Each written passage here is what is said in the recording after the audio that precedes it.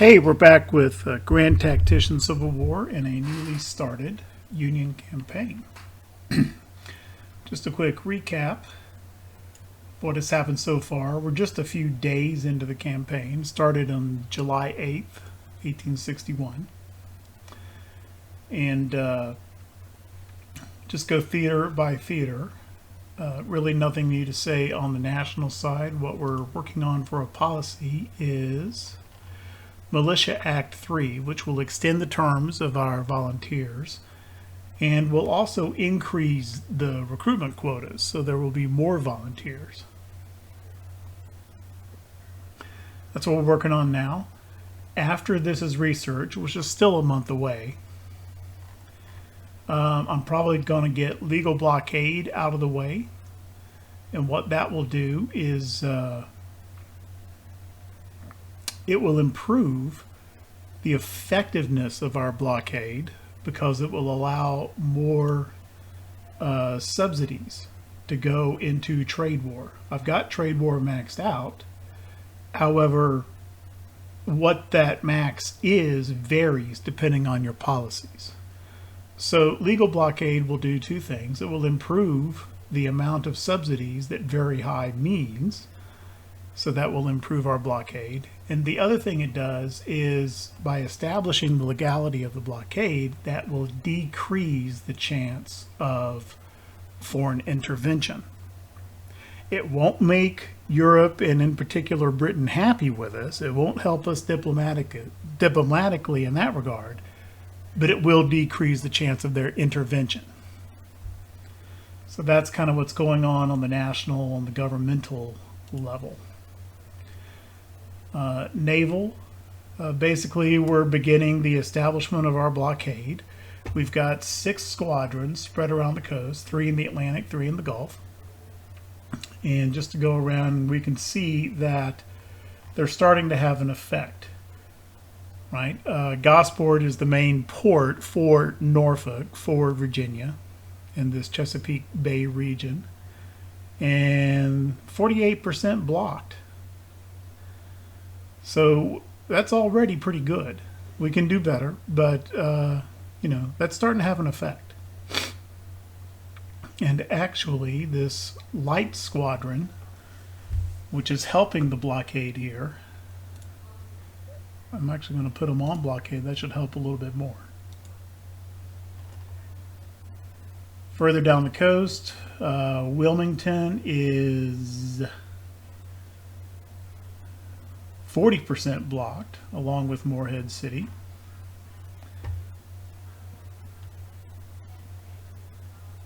Charleston, 39, so almost 40% blocked. Port Royal, 39%. Savannah, 39%. So this squadron is doing some good work. Jacksonville is not blockaded. This squadron's radius doesn't come down that far. In the Gulf, not doing quite so hot yet. Pensacola, 31% blockaded.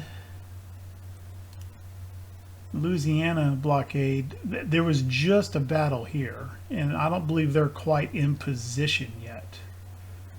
Mobile not blockaded yet, and neither is New Orleans. And obviously we need to move this squadron up around here, I think, to make that happen. But still far enough away that it doesn't get involved with trading shots with this fort. That will be a bad thing. And I believe they just now had a battle, and this Confederate squadron is retreating. It's only got 1 ship left. So Louisiana blockade should move up. Let's see if this will get it right about there. And then over in Texas, Galveston is 30% blocked.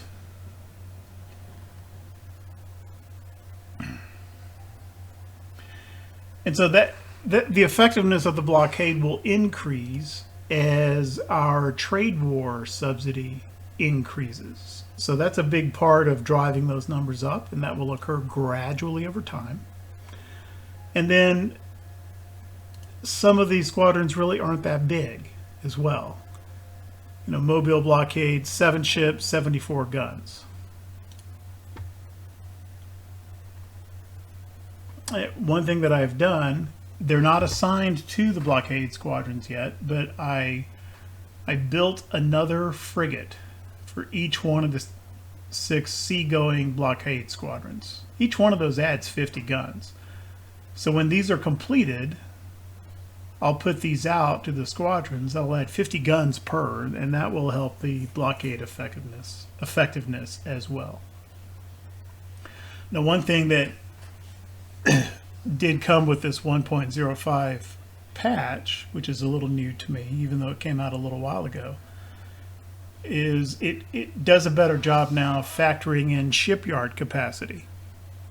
In earlier iterations of this game, I could have just spammed not 6, but like 12, 18 frigates. And they would have taken a long time to build, but I could have at least, you know, kind of ordered them up. And over time, that, you know, they would all build. Can't do that anymore. I was limited in the number of frigates that I could build because of overall shipyard capacity, which is the way it should be. That's an improvement to the game. And that's why I built 6. I was going to build 12, 2 per squadron. It wouldn't let me build that many. So there is some limitation to the rate at which you can ship build, and that's a good thing. That's an improvement to the game. What is also new is you can now just kind of build, like, instead of specifying frigates and particular ship classes, I could also choose the mobile brigade and just simply increase these numbers. Number of civilian ships, you know, I could say put in 3 civilian ships, a warship, and an ironclad. And then poof, and it'll just put them in there. I understand what they're trying to do. I'm not saying it's not useful, but I mean, warship could be anything from a brig to a steam frigate.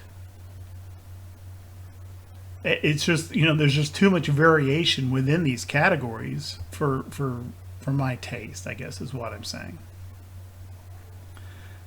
And civilian ships, you know, that could be a second-rate steamer, which is a fairly capable ship for its size and cost. Or it could be one of these little you know, kind of armed tug things with or sloop or something that's got like 1 gun and no armor. You get where I'm going with that. Just too much variation within these categories. I'm probably not going to use this. And what they're trying to do here is copy a feature that has been in the Army build menu for a long time, where you can specify X number of infantry, X number of cavalry, artillery, and horse artillery. But in this menu, first of all, an infantry brigade is an infantry brigade is an infantry brigade. And in this menu, you can still control the size. You can go for the minimum size, which is 1,500, a medium, which is like 2,200. I think it's actually 2,250, or the maximum 3,000.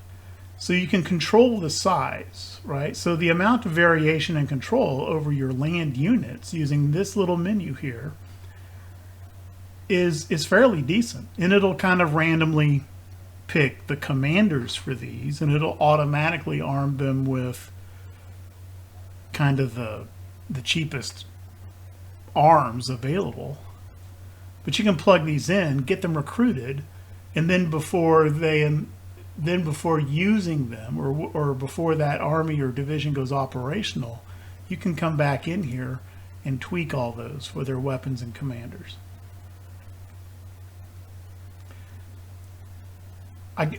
Bottom line, I find this useful in building armies or corps or divisions. And they're trying to do the same thing here with the navies. But I just don't find that as useful. Enough breath expended on that. So that's kind of what's going on with the Navy and kind of the long-term plan for what's going to happen with that. The other naval initiative that I talked about before is I've established 3 Riverine Squadrons. Here, one at St. Louis, one at Cairo, one at Evansville. They are not operational yet. They don't have all their ships. They're still gathering, but you know they're established. It's going to take them some while to build up, but eventually going to use these to improve our control and our vision on these major rivers in the Western Theater.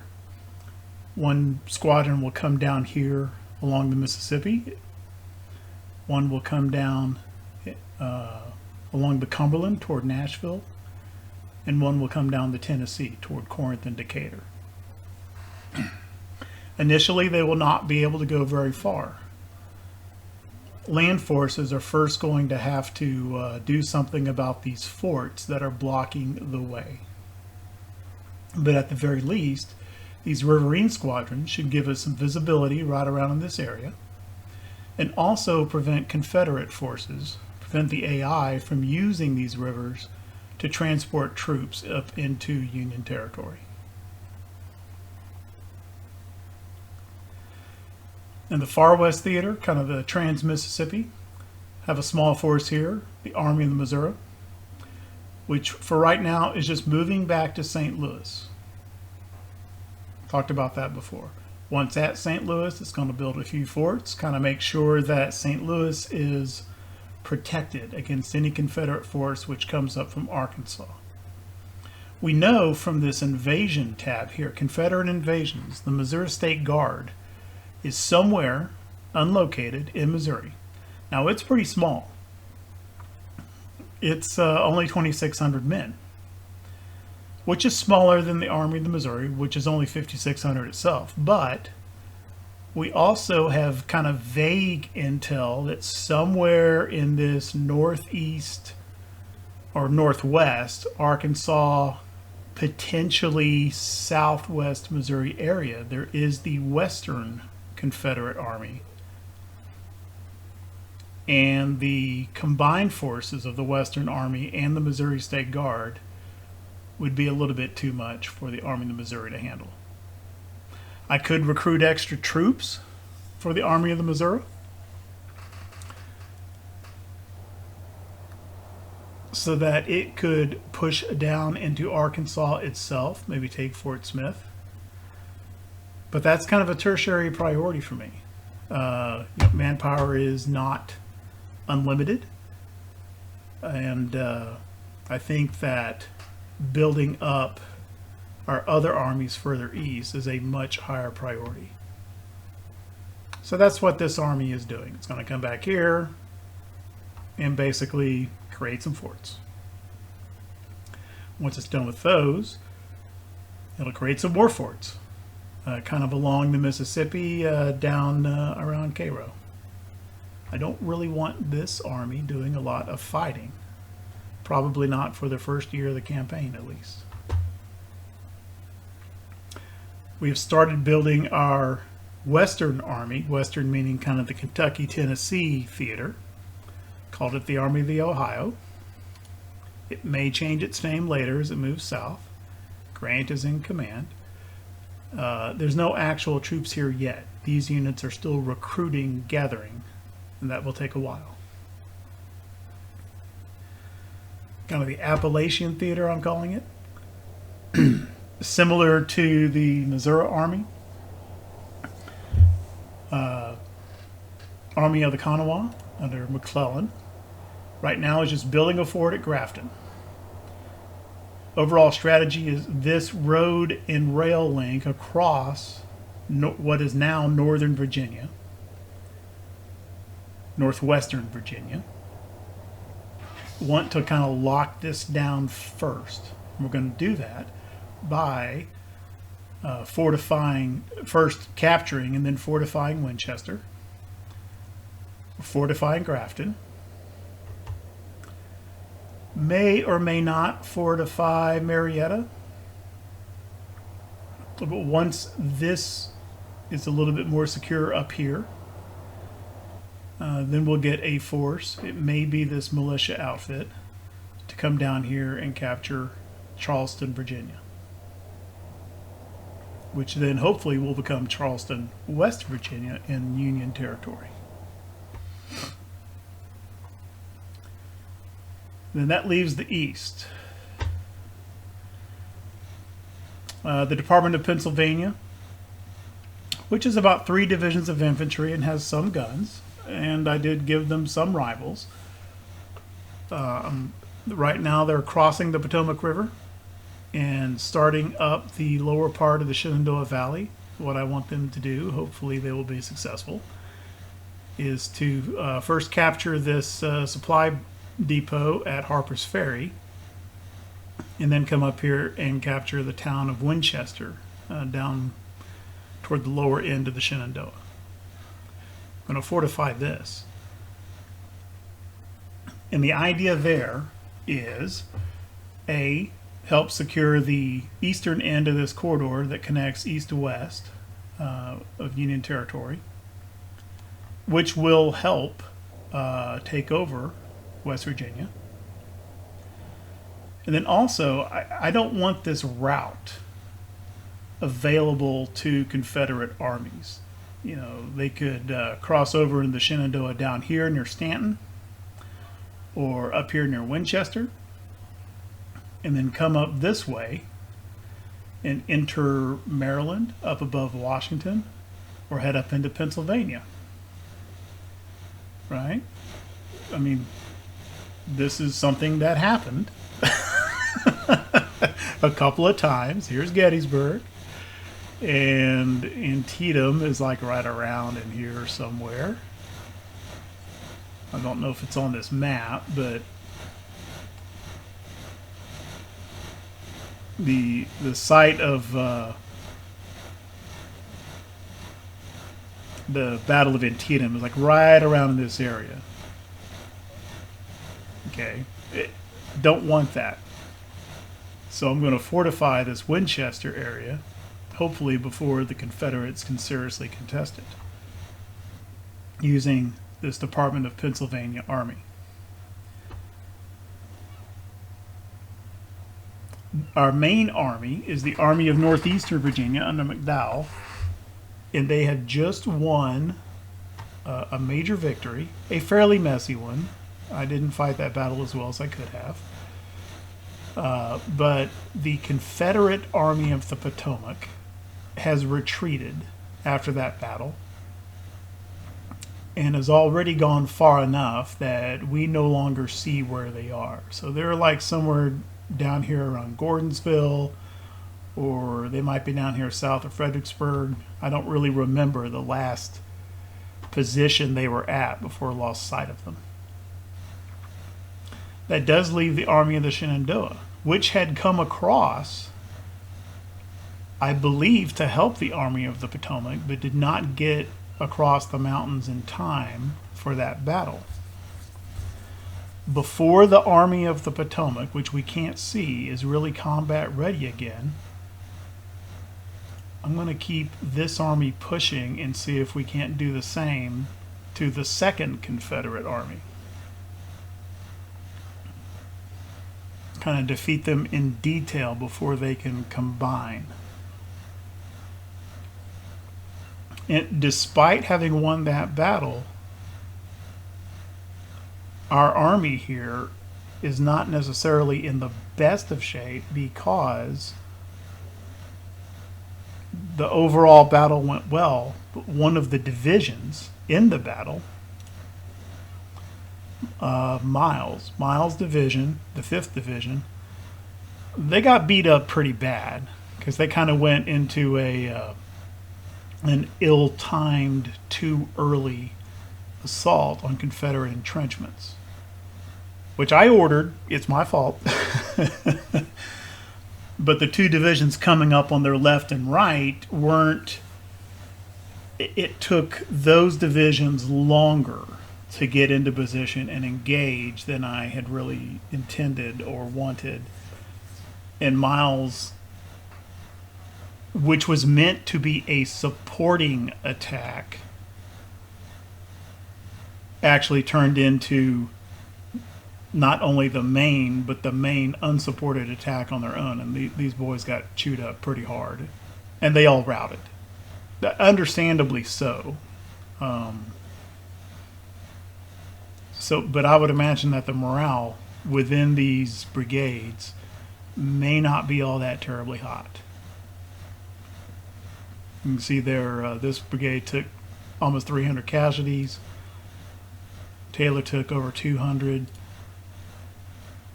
They all took a fair amount of casualties.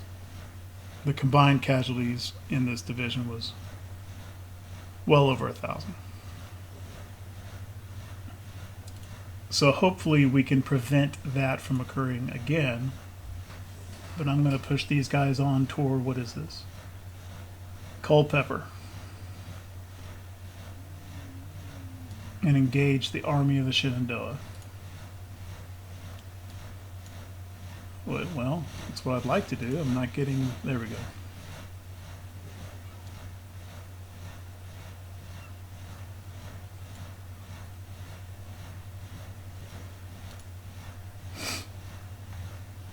And meanwhile,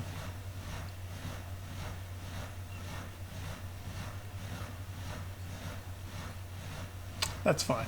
Currently headed to Harper's Ferry. As soon as it gets there, I'm going to tell them to continue up to Winchester. At the time I gave this order, the Army of the Shenandoah, the Confederate Army, was still in the valley.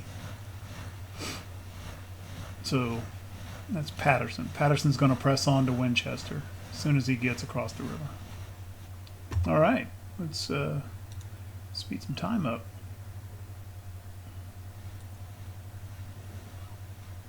This major supply depot here is now registered as Union controlled, but I'm still getting these burning down messages. I don't quite know what that means. May have to just rebuild the supply depot. I don't know.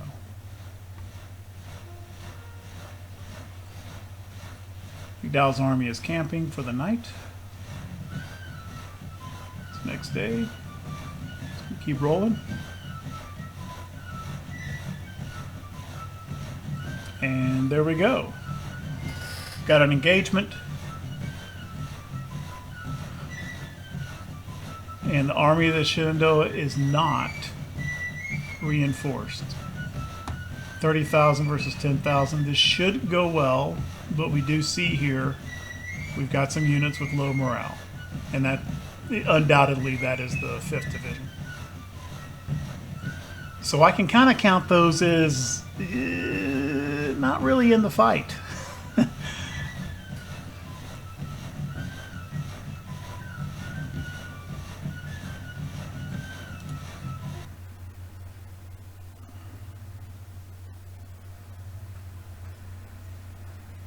Which is not great because that is the biggest division. That's 4 brigades of infantry that I can't really use, at least not offensively. They may be kind of okay if they're in a strong defensive position.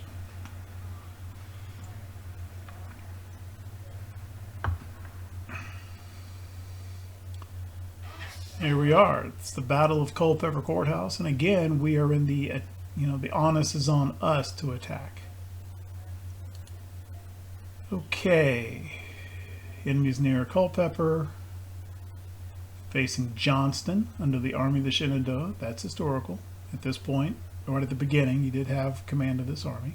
He's got about 10,000, 24 guns. They're green, morale eager. Supply for both sides is outstanding. Standard stuff. Objectives. There is only one. We're on the Chancellorsville map. There is only one objective, and that is Wilderness Church.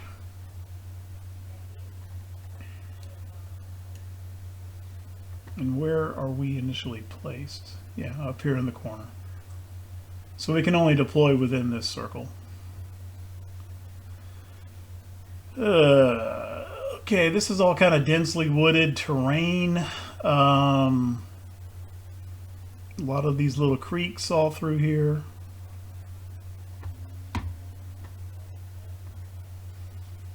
There is no open area through which to move troops, which means we're pretty much relegated to roads.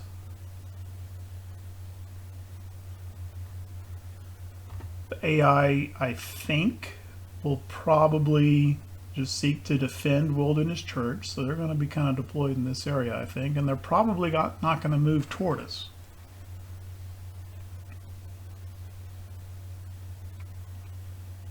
So I think we can get across the Rappahannock.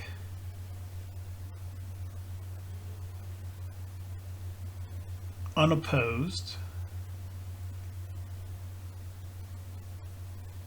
And hopefully we can just come right up this road, Mineral Spring Road.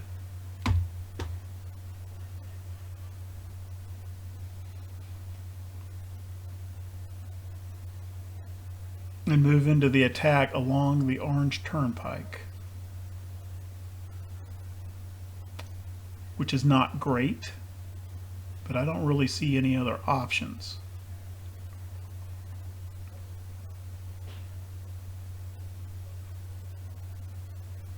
And I don't really see any good options for where to put our artillery.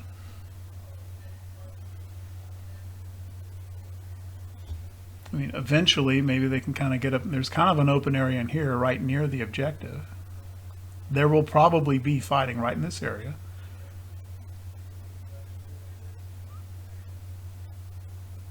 But that's a fairly constricted area. I don't know if artillery is going to be a big player here. Which, you know, there were two major battles, real world, right here, right in this area. There was the Battle of Chancellorsville, and then a year later, there was the Battle of the Wilderness. And that was kind of an issue for artillery in both of those battles. Just the nature of the terrain. Okay. Come out of HQ mode, and we're just gonna do is just kind of get the army out away from the edge, so I can see a little bit better.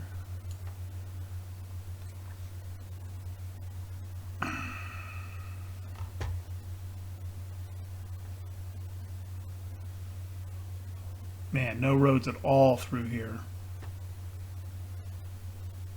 Now, I could march a division or two all the way over here and come down this road into the Confederate rear.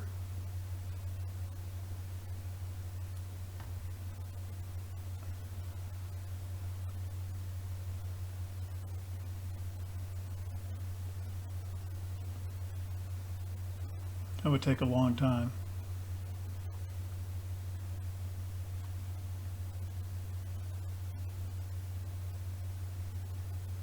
And that division, you know, could have the tables turned on them and find themselves isolated, and there would be no way to support them from the main force.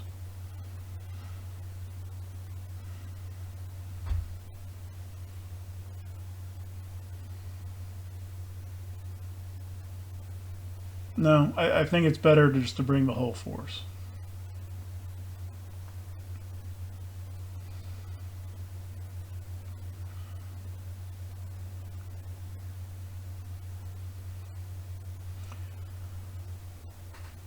Okay.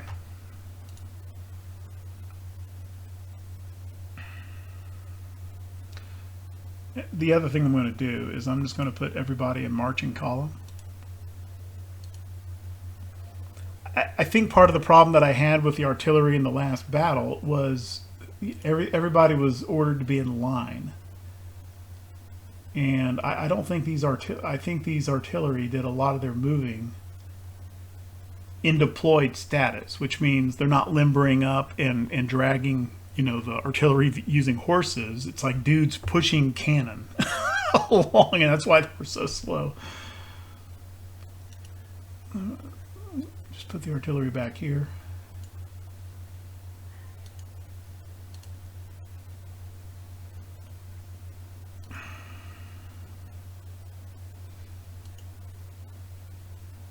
I'm going to lead with Heinzelman. That is a musket armed. No. March column, please. Oh, come on.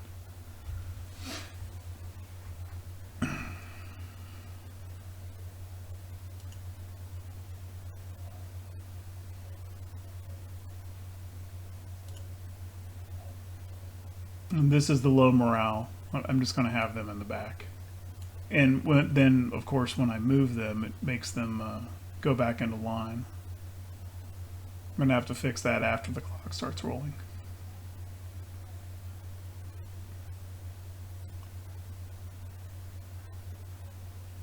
So these guys are in reserve. You can see their morale is unstable because of the last battle, their experience there. Heinzelman is a musket armed division. Kind of using them in the vanguard because they're going to be making the first contact, and the first kind of line will be them. And then I can take the rifle armed divisions and kind of deploy, commit them into engagement when I've got a little bit better idea of what we're up against or where the enemy forces are. Well, this isn't very pretty, but if I move these divisions around, they're just going to go into line and I can't get them back out. So I'm going to go ahead and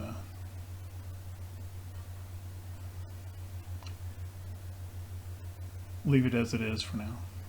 We do have a few engineering points, which means if we wanted to, we could dig some breastworks or entrenchments, but obviously that doesn't do us any good in this situation. If we were defending, that would be different. We could build an entrenched line, and that would be very advantageous. All right, let's get rolling here. Okay.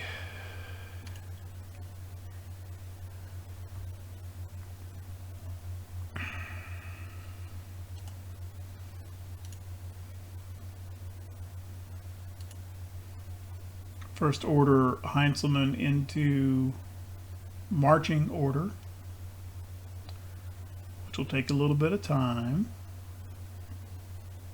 I think we can kind of speed up to 5x for a lot of this bit.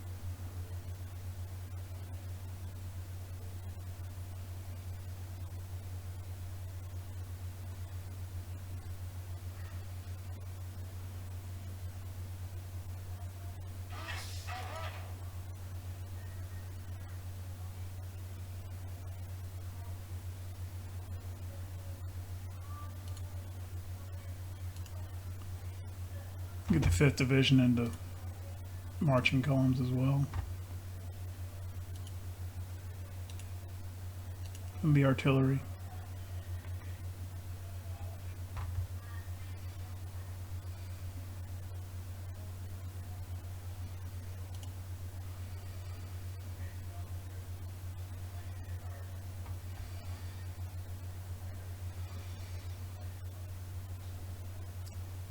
Okay, let's go ahead and get Heinzelman moving on down Mineral Spring Road. His first objective is to get to Bullocks.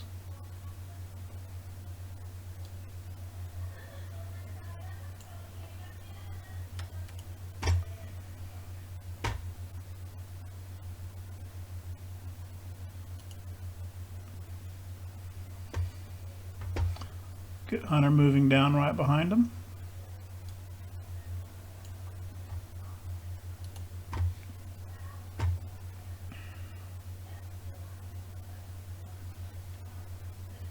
As soon as Hunter starts moving, do the same for Tyler.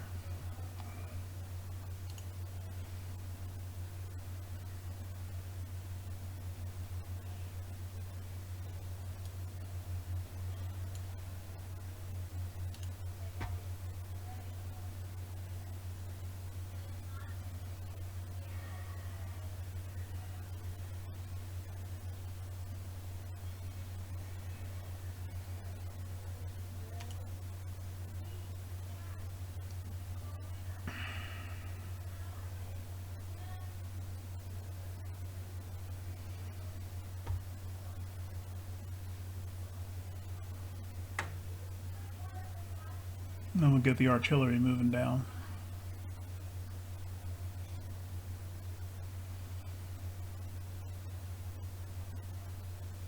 If artillery is going to be any use at all,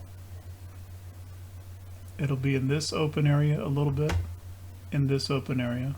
So I'm going to tell the artillery to come on down this road and initially kind of stage right about here. That's not quite right. It's down in that ravine. Like here. There we go.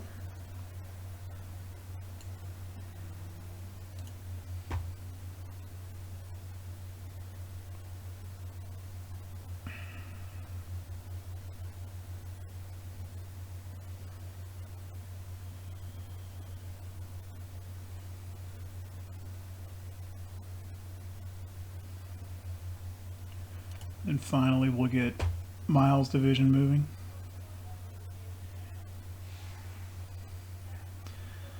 Just to relieve the congestion along Mineral Spring Road, I'm going to tell Miles to kind of go ahead and cross here, but then come down and he'll take an alternate route into Chancellorsville along this road.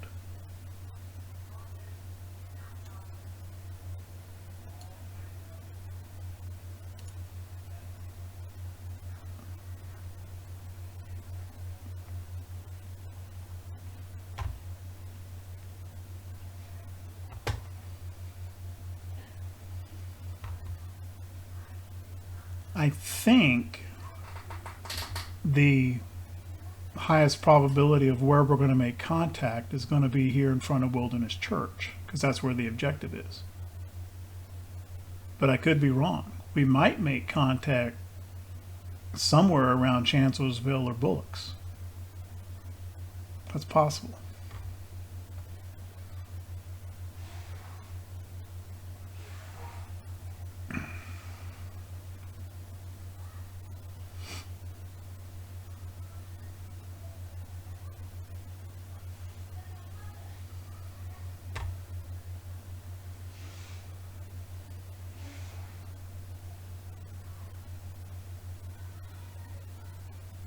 And you don't really have to, I mean, you wind up doing it anyway. Or I do, I should say, not you. No doubt there's people watching who are much better at this game than I am. But in general, as the units move, in general, their AI division commanders and army commanders will kind of move along with them. And if not the best possible spot, at least an acceptable spot to maintain command and control.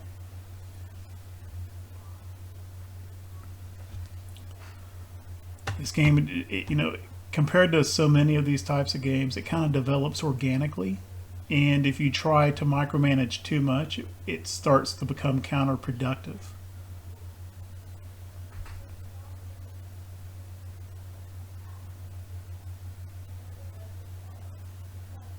And a good example of that is you issue an order, there's a delay, then that unit starts to execute that order, and then if you send them another order, well, that's going to be a delay. Meanwhile, they're executing the first order. They don't stop just because you issued an order. And even when they get that second order, unless you have given them a halt order to cancel the first one, they will still continue to try to execute the first order. Complete that before they then start to execute the second order. And if you've forgotten to do that, well, confusion ensues.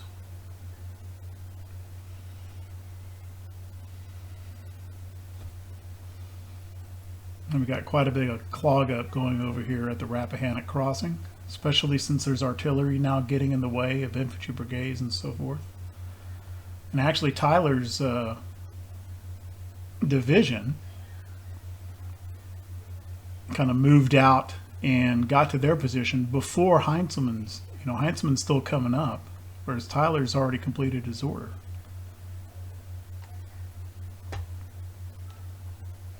This is probably our best division right here, Tyler's division.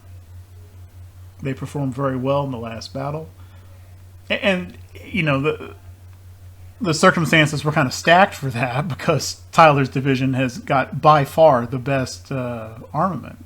That's the division that's got the breech loading Hall's rifles. Which I don't know very much about the real life history of that particular weapon. In this game, it's very good and it's available from the beginning. Kind of makes one wonder, why didn't y'all make a whole bunch of those things in case instead of the Springfield rifle musket? Maybe it was simply too expensive to make or too complicated, and maybe it was prone to malfunction a lot more in a way that's not reflected in this game. I don't know. I kind of want to look that up and learn more about that particular rifle.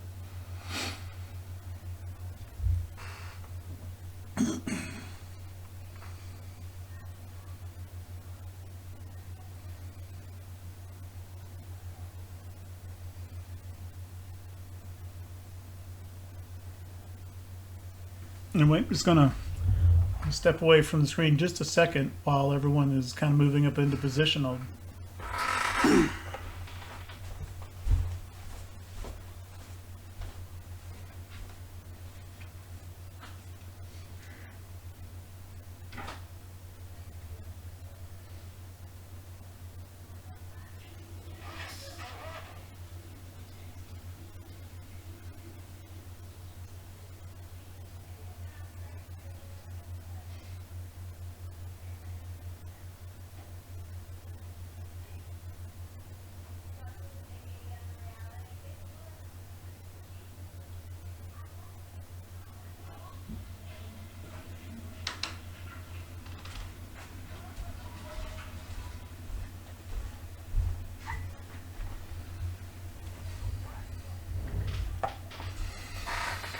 Okay, the infantry's all kind of in position. The artillery is still moving over here close to Chancellorsville. I'm going to have Heinzelman, if I get the click correct here. There we go. I'm going to have Heinzelman move straight ahead here, right along this road past Bullocks. It's a wooded area, but he's got a road, so hopefully his units don't tire out too much. But I'm going to go ahead and tell him to throw out skirmishers ahead of these marching columns.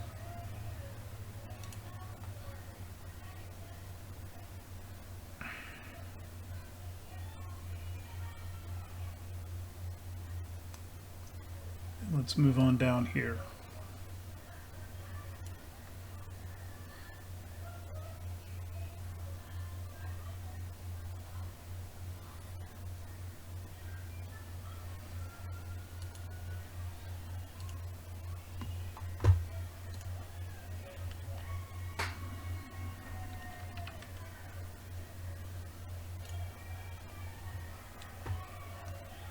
I'm going to have Hunter move up behind Heinzelman, about here.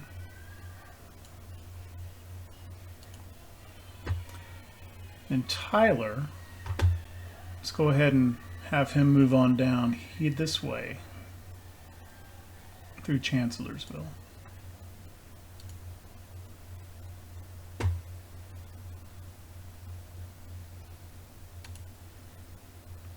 And Miles come on down this way.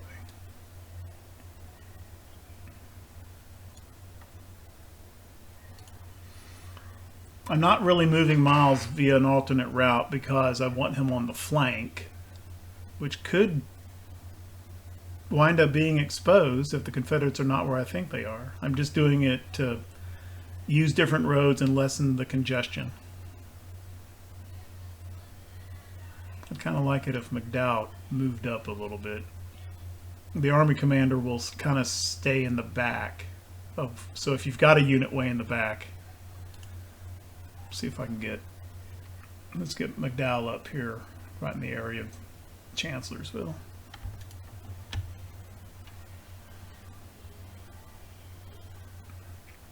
Hopefully he doesn't take forever to get there.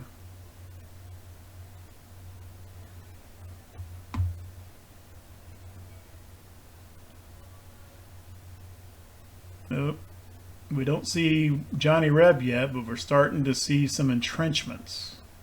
So yeah, okay, they're pretty much where expected. Okay, and here we are facing an entrenched line again. Although it's a much smaller, it's a much smaller Confederate army. Don't want to take a lot of casualties doing this, though.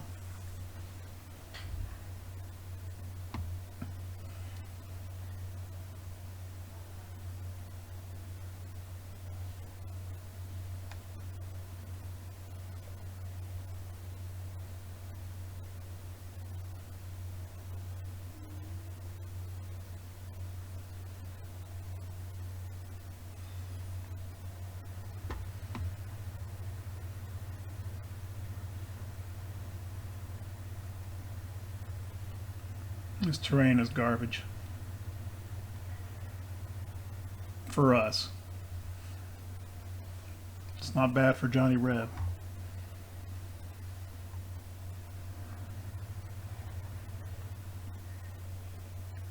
I mean, his artillery has got the same problem ours does, but he's got less of it, right? So on the whole, if things are bad for artillery in general, that tends to favor the side with the less artillery. Okay, so Heinzelman is in position. Let's go ahead and shift him to line. It'll take a while for that order to get there.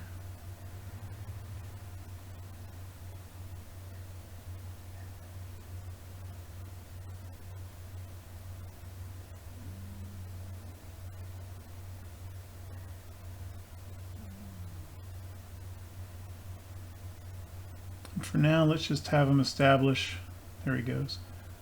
Let's just have him establish the beginnings of our position right here.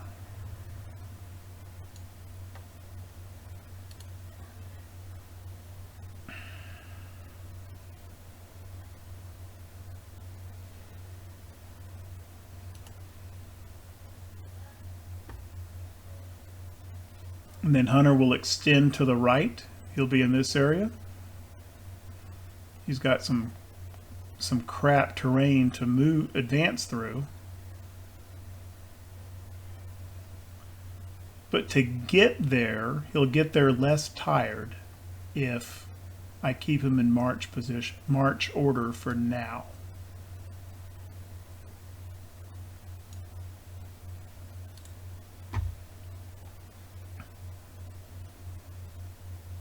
And then we're going to do the same with Tyler. He's going to extend our left. Actually, a lot of this is kind of superfluous because we're going to run out of daylight here pretty soon before any real fighting starts happening.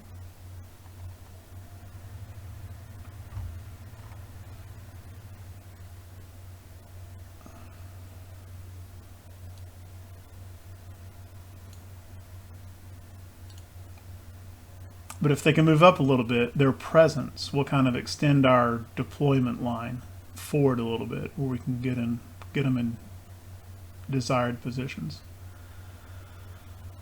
Oh, is there any good place to put artillery here?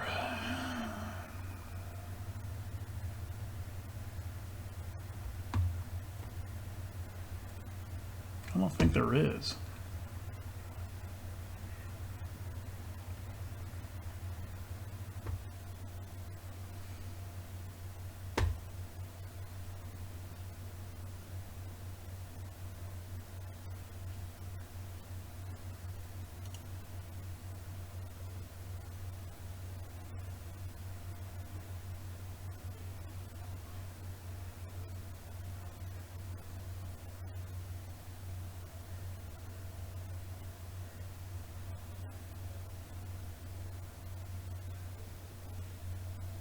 I don't think I like the route that Kearney is taking here. That's awfully close to musket range. Well, looks like he's doing okay, I think. Is he getting shot? Yeah, he's taking some artillery fire.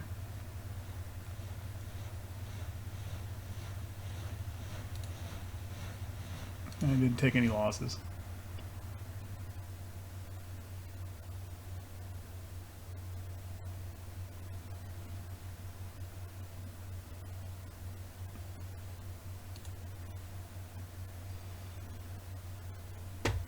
I'm just going to bring up the artillery and sit right here behind Heinzelman.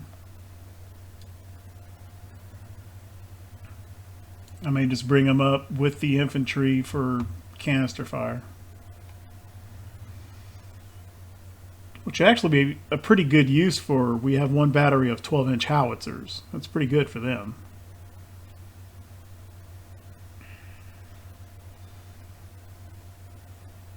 Where's McDowell?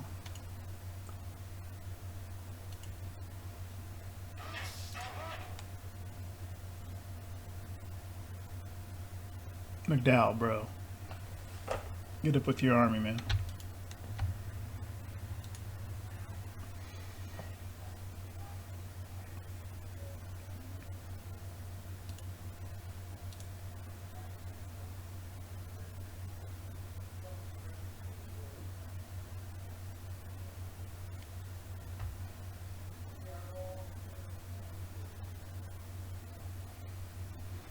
They've got eyes on us. Certainly they can see these skirmishers in front of Heinzelman. And certainly they saw Kearney coming down this road. They may not have spotted Hunter. Let's go ahead and deploy Hunter into line.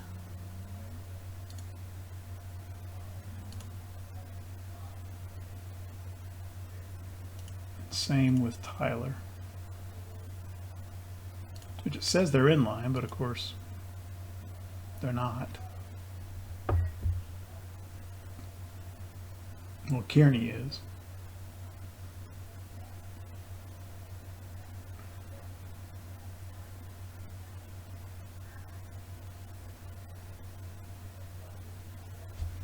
Kearney is kind of a historical figure. That is, oops. Kearney, that's I think he was a brigadier general, which makes sense. He was a brigade commander, but very high reputation, very aggressive, kind of a, and was in the process of building quite a reputation. Now, he was a guy on his way up, and but he was killed fairly early in the war in 1862. If he had not been, he would have been a strong candidate to keep rising to, division, corps level command, and might have had quite an impact. He was also one of the most insubordinate commanders.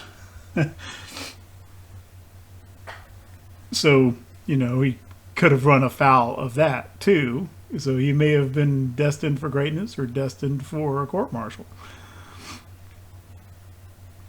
A lot of that aggressiveness and fighting he did was after he had been kind of told not to. I thought I had told Miles to move further up. Did I not? Come on up, Miles.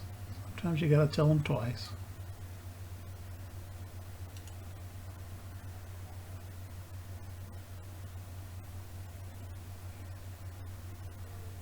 And we're about to run out of daylight.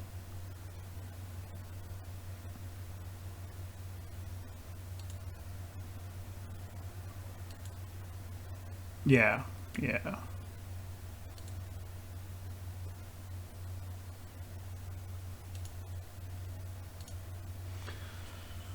And here we go. Our deployment line pretty much sets us up for kind of what we wanted, and we can basically come at the Confederate position from three sides. Kind of some hold the line infantry here in the middle with Heinzelman, who I will not order into a precipitate attack the way I did before. But we can come at him with rifle-armed divisions from either side and work on their flanks. And the strategy is not going to be a big charge, which would be difficult to do anyway because this is wooded terrain all the way around. But hopefully just the exchange of fire of rifles versus what I hope to be mostly muskets among the Confederates will be enough to do the work that we need.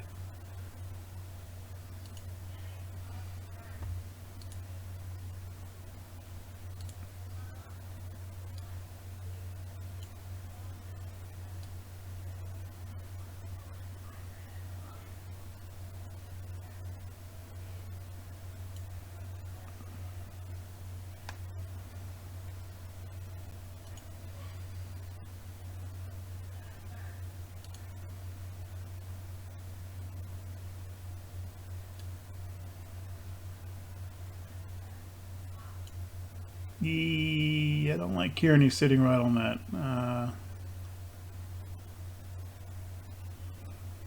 Let's shift these. Yeah, that's better.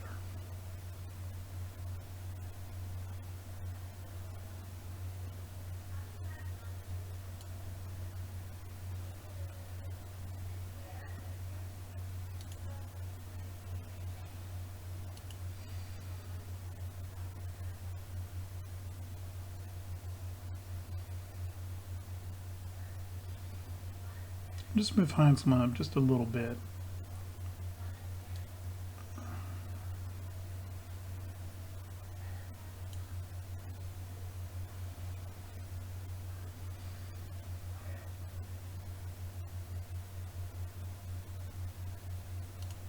Oh, artillery.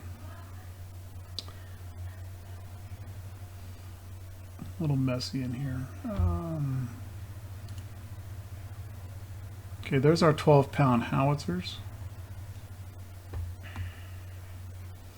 I don't know if he's going to have line of sight through here or not. I really don't know.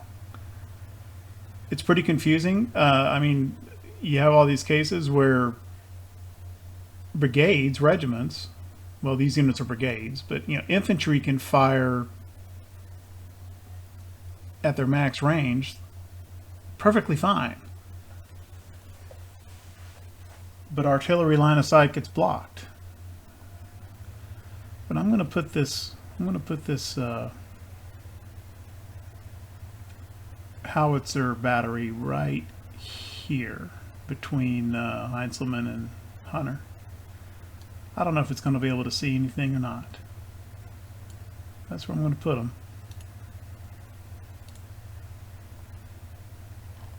Hopefully they can do something there. And I'm going to do the same thing with the rest of these batteries. I'm actually going to put them in front of Heinzelman. I don't believe the Confederates are going to attack into this position, and if they do, Heinzelman can just move forward like 50 yards or something and cover the artillery. That's my plan.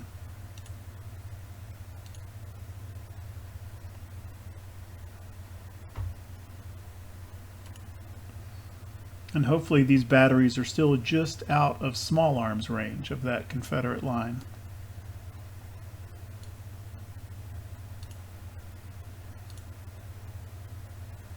Should be one more battery somewhere.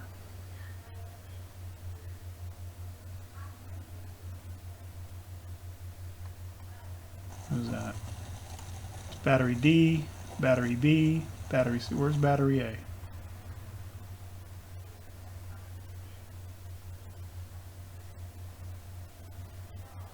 Why does this is the second time that it's been battery A that just sits way in the back.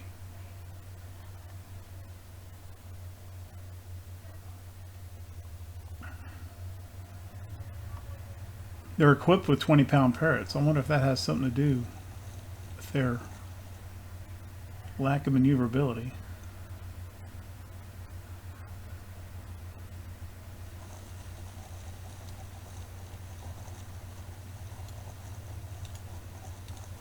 Anyway, that's where I'm deploying them.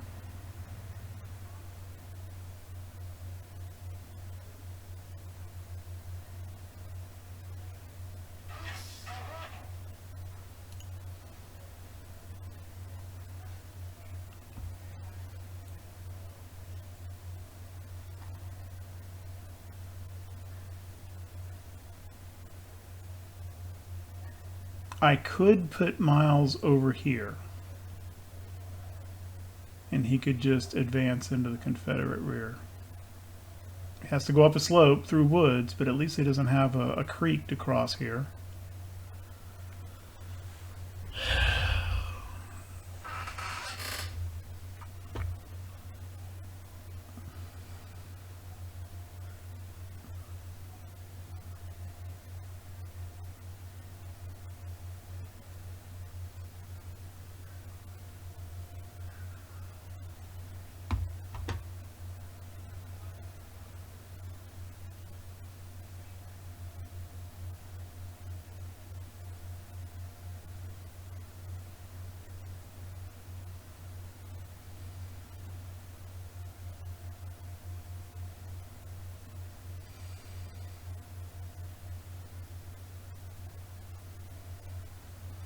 Yeah, I'm going to do it. I may regret doing that.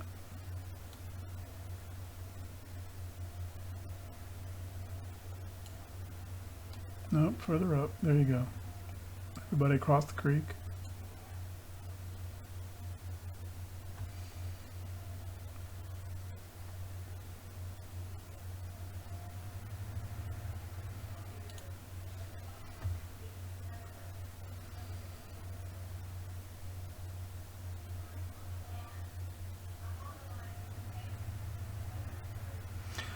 All right, see what happens.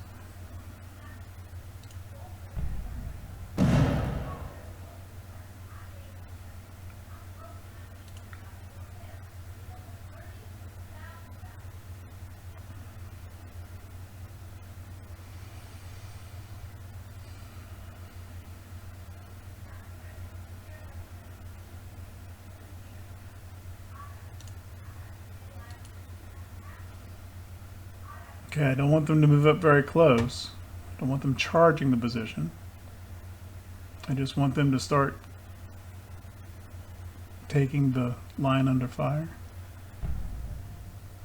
Confederates are reacting to Miles's presence. Let's just have Miles move up a little bit, something about like this. And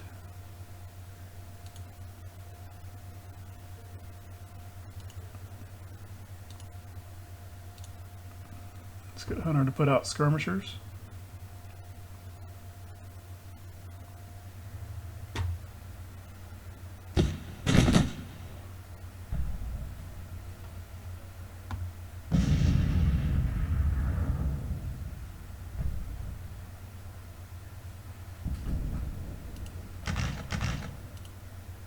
Yeah, the morale of this outfit is not very good.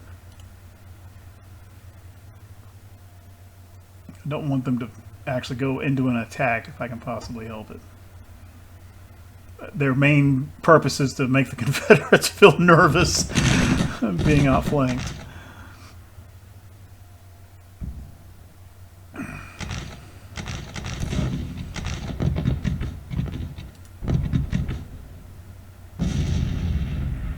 Let's have Tyler put out skirmishers.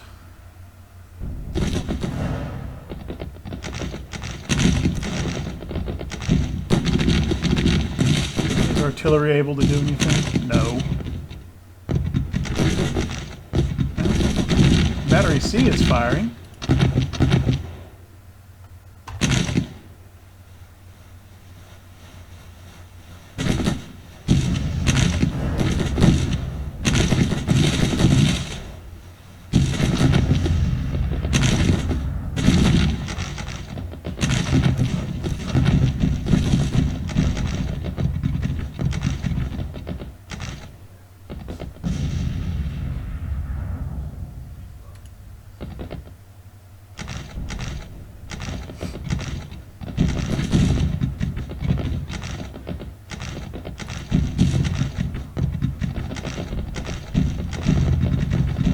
Have Hunter advance just a little bit, just to get his brigades within rifle range.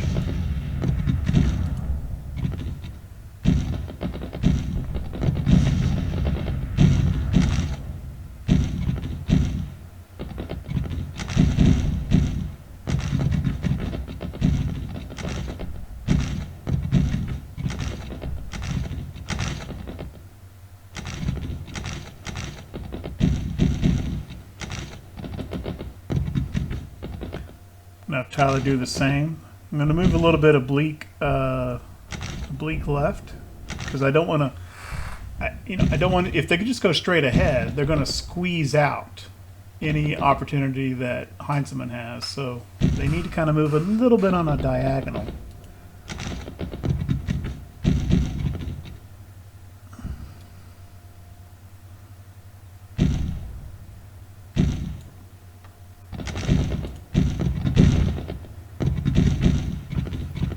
Meanwhile, I want these skirmisher detachments to start taking Wise's artillery under fire.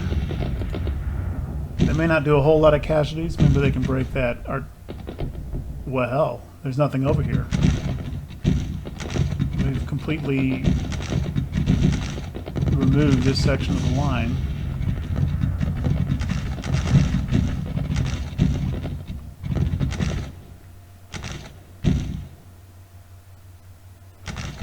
No, it just wasn't in sight. There's Smith there.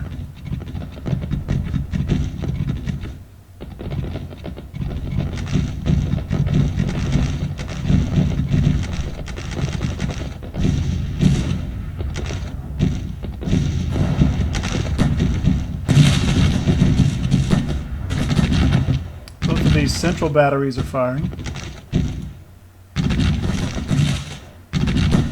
Battery A needs to recover cohesion after their silly march over the night.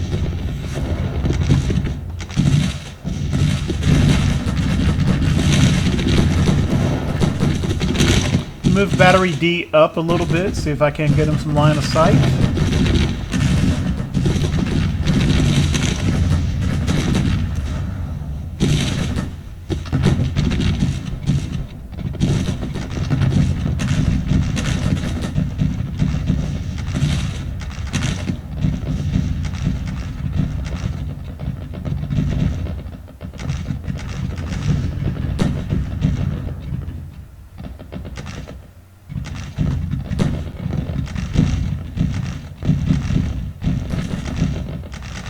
It's not going too hot. I've taken 800 casualties, the enemy's taken 200.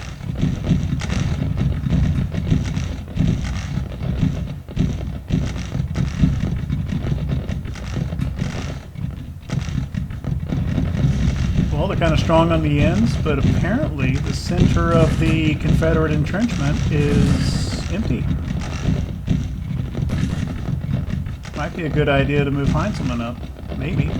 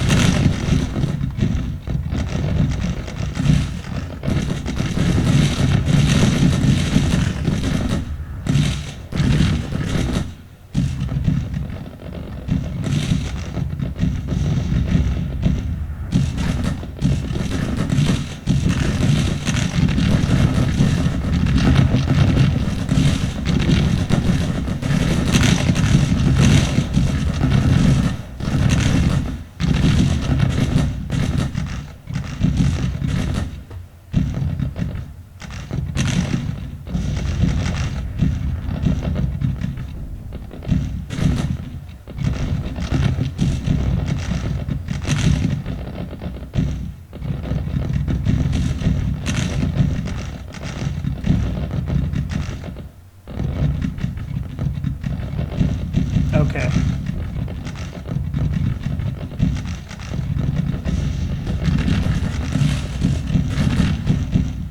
Wise's artillery is starting to waver.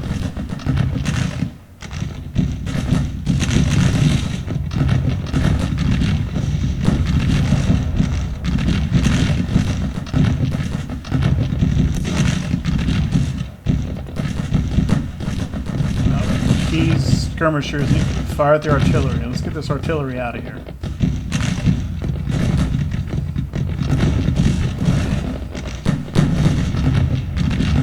In this particular game, the artillery aren't big casualty producers. In other games, for example, Ultimate General Civil War, by a different developer, which is also very good. Casualty artillery can, if they're well sighted and everything, can produce a lot of casualties. They typically don't in this game, but they have a huge impact on morale. So I kind of want to get these guys out before I carry up here over this line. And this looks like no. Yeah, okay, yeah, there's a real brigade.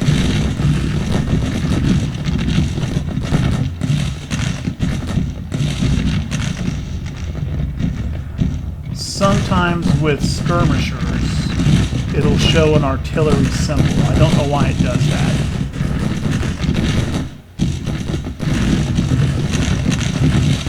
But I think those are infantry skirmishers, not another artillery unit.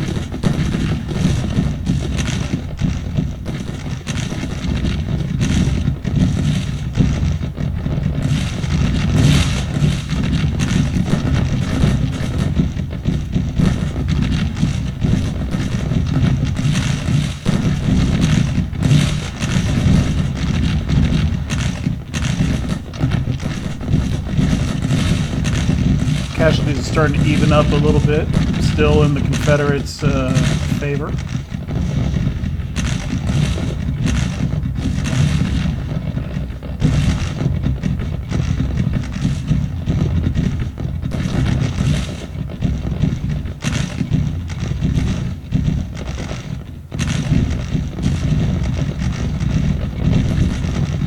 So Hunter has got these three brigades kind of pinned.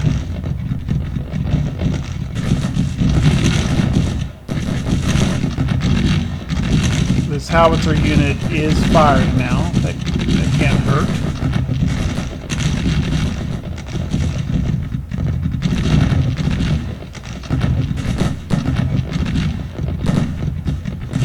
Wise artillery has taken almost half casualties now. I'm going to go ahead and I'm going to order a general advance by Tyler up to and across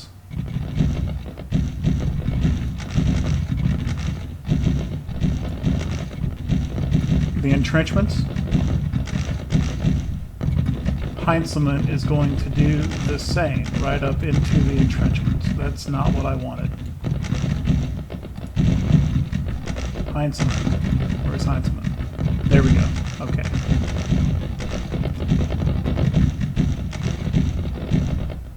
He's going to come in right like this.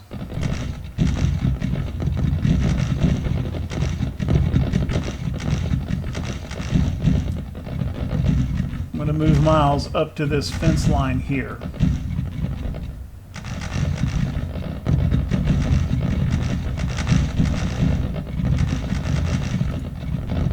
It may take a while for that order to get to Miles, so they may not move for a little while.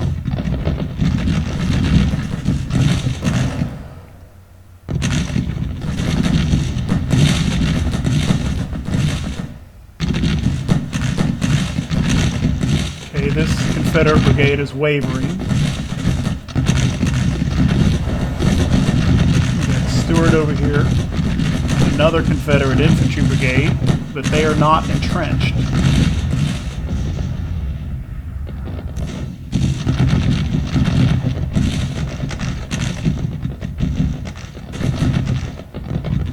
Speed up a little bit.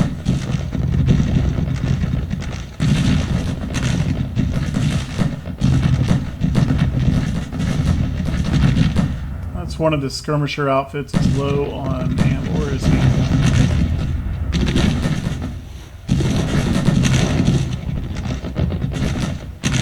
Okay.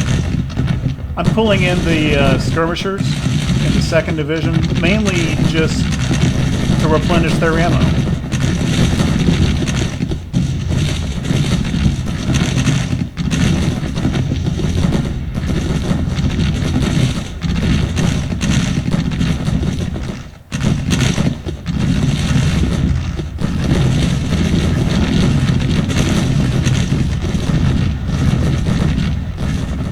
same thing with Tyler's division.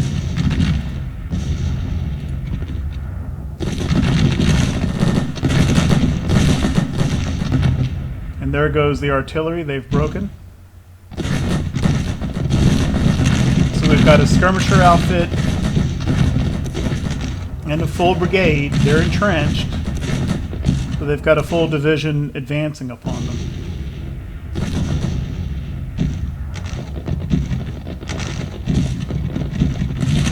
Casualties are now about equal.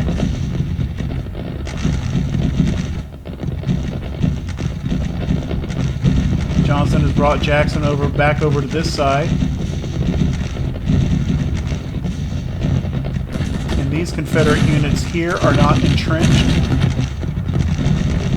So I believe it's time for Hunter to advance. I want to keep him out of Heinzelman's way. Something about like that ought to work.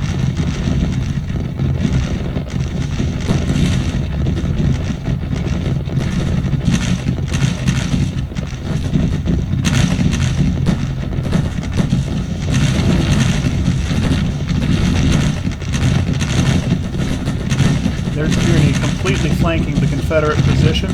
Tell this brigade to halt first.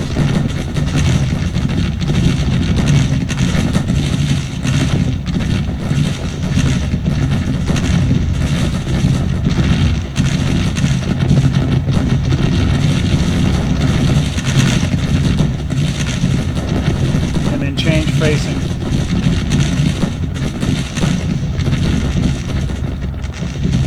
He'll roll right up this entrenchment line. Uh-oh, who's that?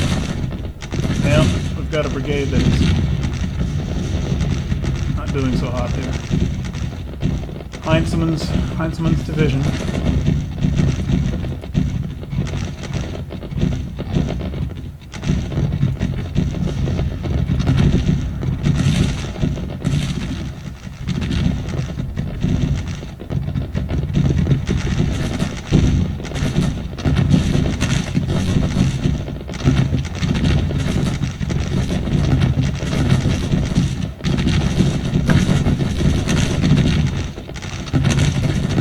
Tyler's division has carried the earthworks over here.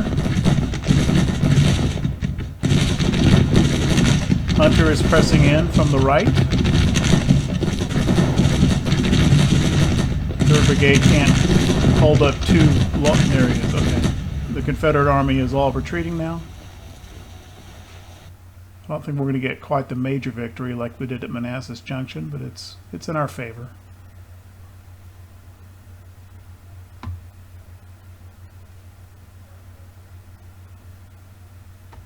"46 minutes.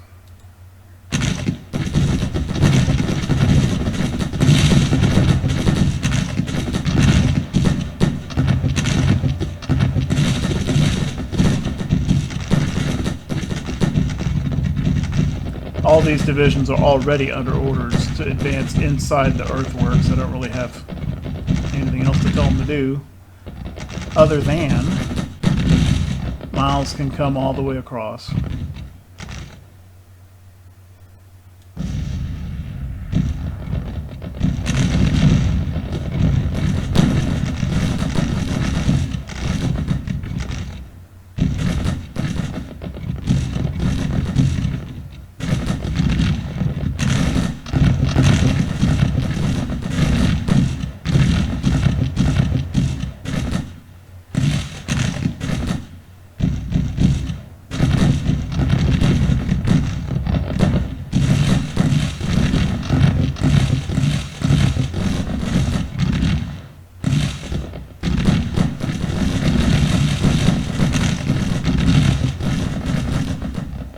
Brigade is routed.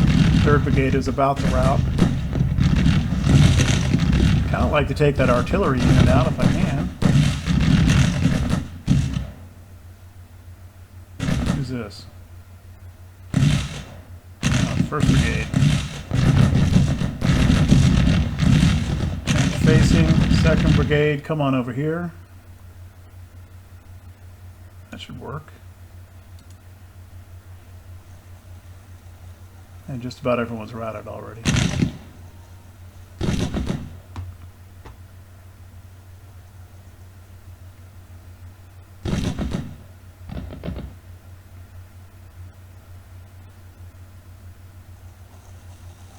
And as I said during the previous battle, once they fully rout, your guys just kind of stop firing at them.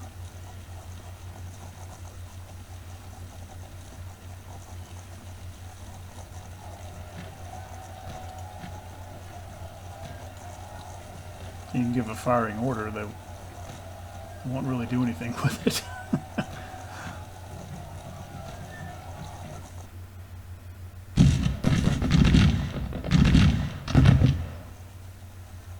Yeah, might still get this artillery unit though. There they go. Rock Ridge Artillery is routed. Which means we might capture all these guns.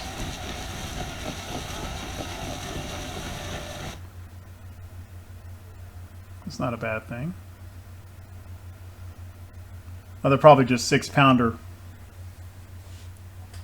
you know, like the lowest level 6-pounder smoothbore artillery, but at least they're in our hands, not in Johnny Reb's.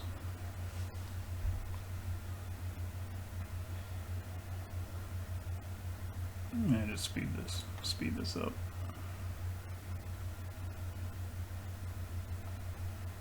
Oh, major victory. We wound up causing a lot of casualties there toward the end. 3,800, which is a pretty sizable proportion of their force, 36% casualties. And like I said before, that doesn't mean 3,800 dead.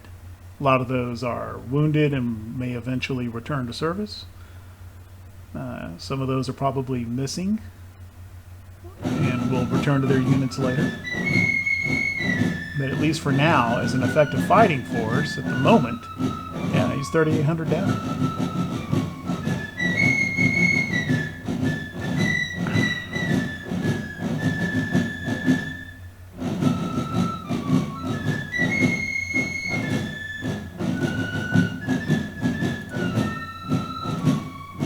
Let's look at the returns.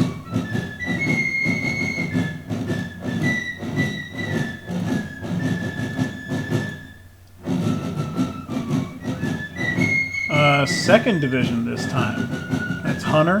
They were the ones on the right. They're the ones that imposed the lion's share of casualties during that fight. That's yeah, Hunter's division.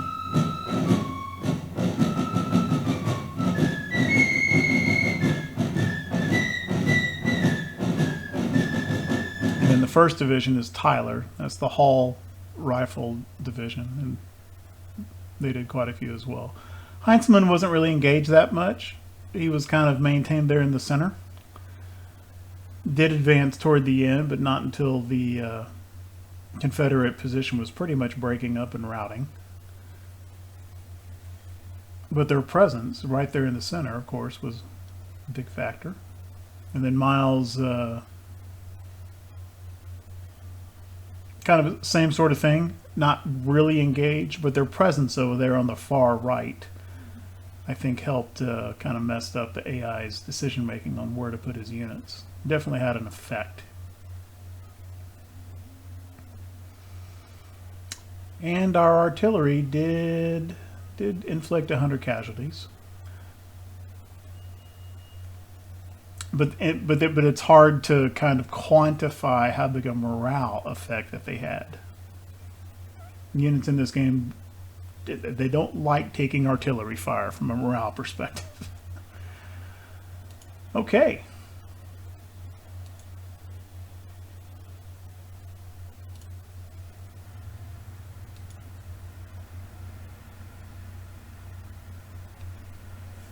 Another major victory.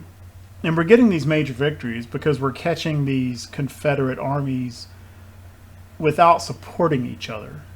And so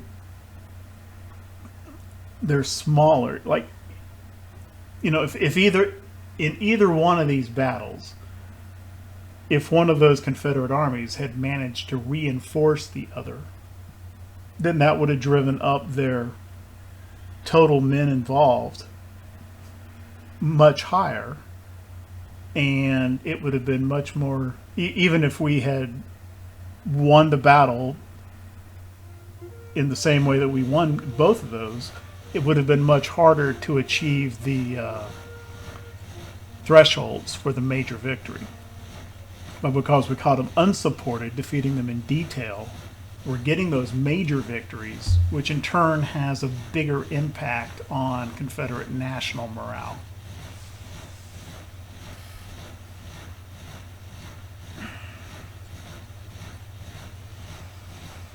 So this is just the report. You know, McDowell sends his telegram saying, hey, we won, with all the same or similar numbers. Captured some more rifles. They're probably garbage. And guns. Probably garbage. Looks like we did have Colonel Wilcox. We did have that one brigade in Heinzelman's division that broke during the advance.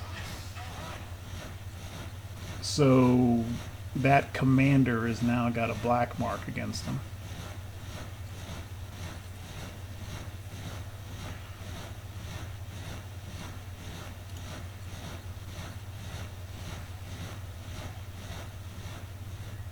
Let's just check that real quick. Wilcox.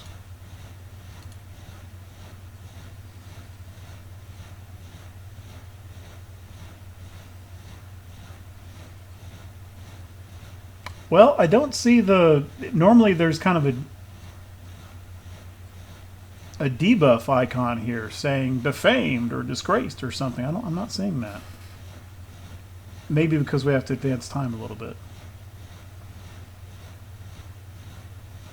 I kind of hope he's not permanently, because Wilcox is a pretty good general. You know, he's got 3 stars in leadership, 1, 2, 5, 8 stars overall.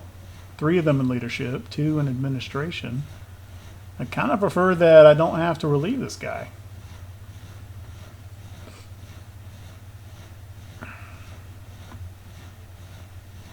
And he's got some battle experience too.